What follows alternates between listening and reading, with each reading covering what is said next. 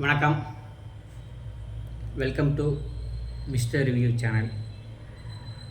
நான் பார்த்த படங்கள் அப்படிங்கிற டாப்பிக்கில் இன்றைக்கி நம்ம பார்க்க போகிற படம் பிப்ரவரி மாதம் 20 2004 வருஷம் 2 மணி நேரம் 41 நிமிஷம் 44 செகண்ட் ஓடக்கூடிய படமாக வெளிவந்த கதை, திரைக்கதை, இயக்கம், ப்ரொடக்ஷன் இந்த 4 டிபார்ட்மெண்ட்டையும் கவனிச்சுக்கிட்ட சேரன் சார் அவரோட இதில் சினிமோட்டோகிராஃபி ரவிவர்மா சார் அவங்களோட சினிமோட்டோகிராஃபியில் இந்த படத்துக்கு பார்த்துக்கிட்டிங்கன்னா இசைகள் பாடல்களுக்கு பார்த்துக்கிட்டிங்கன்னா பரத்வாஜ் சாரும், பின்னணி இசை பார்த்துக்கிட்டிங்கன்னா சபேஷ் முரளி அவங்களோட பின்னணி இசையில் சேரன், கோபிகா, ஸ்னேகா, மாளவிகா மற்றும் பலர் நடித்து வெளிவந்த பிப்ரவரி மாதம் 20 2004 வருஷம் வெளிவந்த ஆட்டோகிராஃப்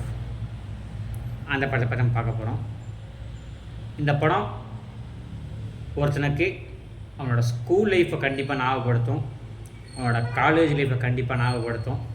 முக்கியமாக ஒரு பெண் தோழி பார்த்துக்கிட்டனா அவனோட வாழ்க்கையை பார்த்தீங்கன்னா இந்த அளவுக்கு மாற்றுவாங்க. ஒரு பெண் தோழிகிட்ட எப்படி இருந்துக்கணும், பெண் தோழிக்கும் நமக்கும் உண்டான நட்பு பார்த்தீங்கன்னா இந்த அளவுக்கு இருக்கணும் அப்படிங்கிறத இந்த படத்தை பார்த்து தெரிஞ்சுக்கலாம்.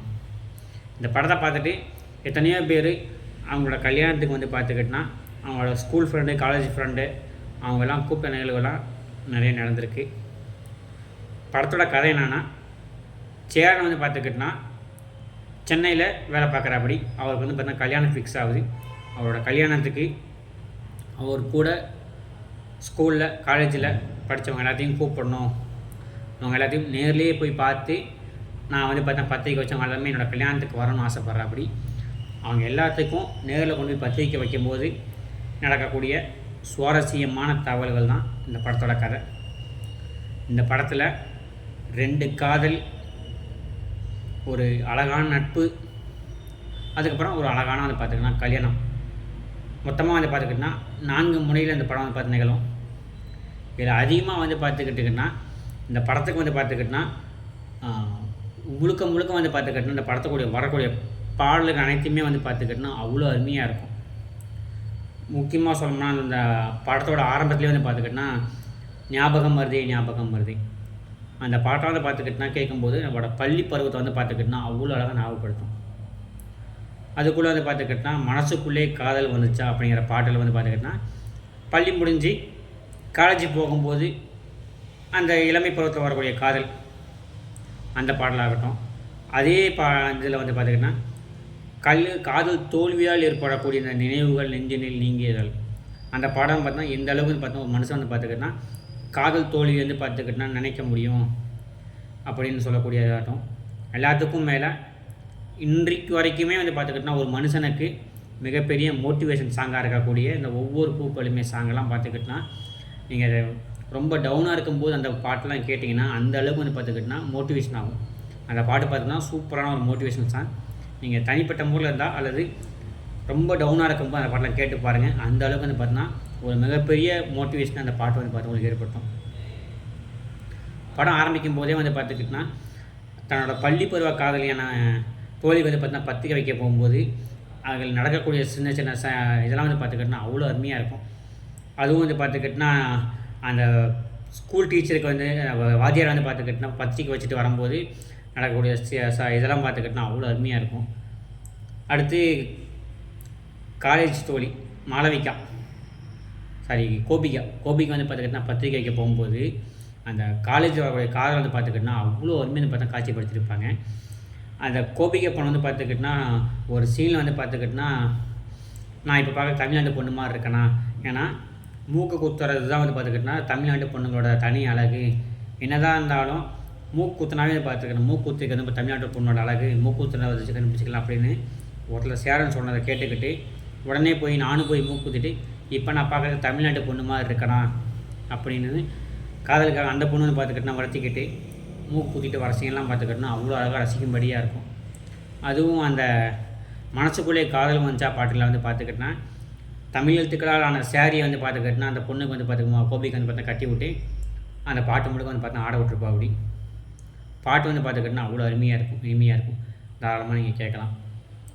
காதல் தோல்விக்கு அப்புறம் அவன் வந்து பார்த்திங்கன்னா தன்னைத்தானே அழிச்சிக்கிட்டு குடும்பத்தில் இருக்கவங்க எதில் கஷ்டப்படுத்தும் போது அவங்க அப்பா வந்து பார்த்தா கொடுக்குற அட்வைஸ்லாம் பார்த்துக்கிட்டுனா அவ்வளோ அருமையாக இருக்கும்.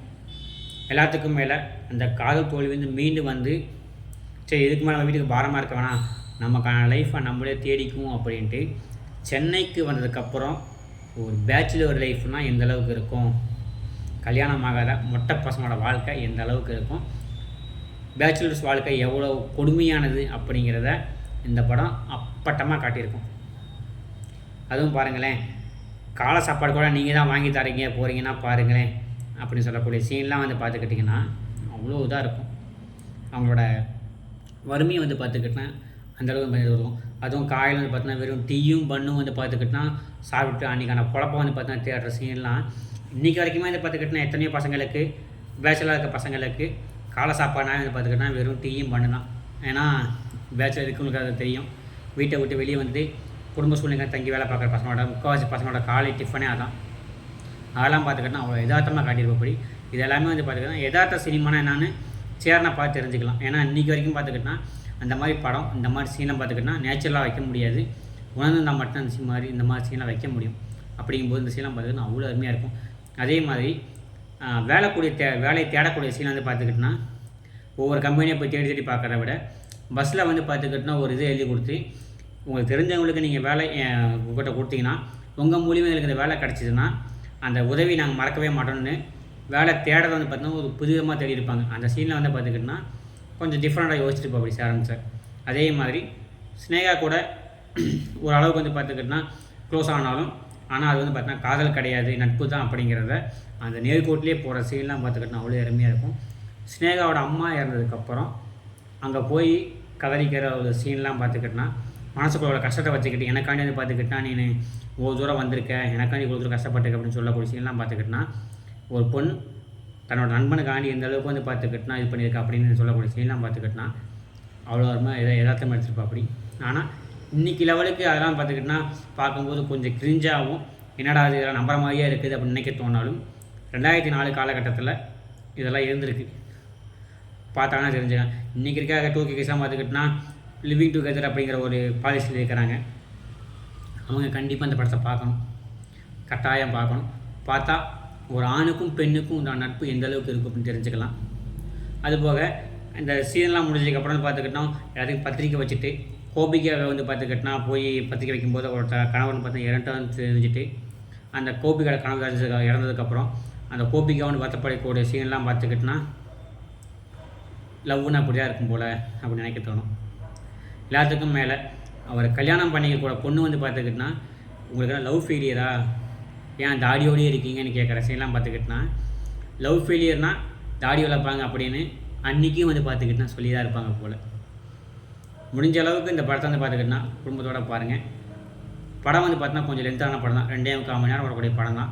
ஆனால் அந்த படத்தை நீங்கள் பார்க்கறதுக்கு கொஞ்சம் பொறுமையாக இருந்து பார்த்தீங்கன்னா இந்த படம் வந்து பார்த்துக்கிட்டனா உங்களோட பல நினைவுகளை பழைய நினைவுகளை உங்களுக்கு வந்து பார்த்தீங்கன்னா கண்டிப்பாக ஞாபகப்படுத்தும். அந்த அளவுக்கு வந்து பார்த்தீங்கன்னா சேரன் சார் வந்து பார்த்தீங்கன்னா இந்த படத்தை வந்து பார்த்துக்கிட்டனா மனசை வந்து பார்த்தீங்கன்னா உருக்கியிருப்பா அப்படி. அவரோட இதை வந்து பார்த்துக்கிட்டா பார்த்தா அப்படி தெளிவாக கடிவு அப்படி. இந்த படத்தை பார்த்துட்டு அவங்களோட ஸ்கூல் லைஃபு காலேஜ் லைஃபு ஒரு சீனாவது ஒரு நிமிஷமாக ஞாபகம் வரணும். ஞாபகம் வராமல் இருக்காது. அப்படி உங்களுக்கு ஞாபகம் வரலைன்னா நீங்கள் வந்து பார்த்தா உங்களோட ஸ்கூல் லைஃப்லேயும் காலேஜ் லைஃப்லேயும் வந்து பார்த்துக்கிட்டனா நீங்கள் எதுவுமே உருப்படியாக பண்ணலன்னு அர்த்தம். முடிஞ்சால் கண்டிப்பாக அந்த படத்தை பாருங்கள். ஏன்னா அந்த படம் வந்து பார்த்துக்கிட்டனா அவ்வளோ பெரிய தாக்கத்தை ஏற்படுத்தும். யதார்த்த சினிமானா என்ன அப்படின்னு நம்ம சேரன் சார் கண்டிப்பாக அந்த படத்தை தெளிவாக பண்ணியிருப்பபடி மறக்காமல் கண்டிப்பாக அந்த படத்தை பாருங்கள். மறக்காமல் இந்த வீடியோ பிடிச்சிருந்தால் லைக் பண்ணுங்கள், கமெண்ட் பண்ணுங்கள், ஷேர் பண்ணுங்கள். எல்லாத்துக்கும் மேலே இந்த சேனலை சப்ஸ்கிரைப் பண்ணுங்கள். இதே மாதிரி வேறு எந்த படத்தை பார்த்துட்டு உங்களுக்கு எந்த படத்தை பார்த்துட்டு பிடிக்குன்னு சொல்லுங்கள். அந்த படத்தை பார்த்துட்டு எனக்கு தோன்றதை ஜெனியூனான ரிவ்யூ உங்களுக்கு பண்ணுறேன். நன்றி, வணக்கம்.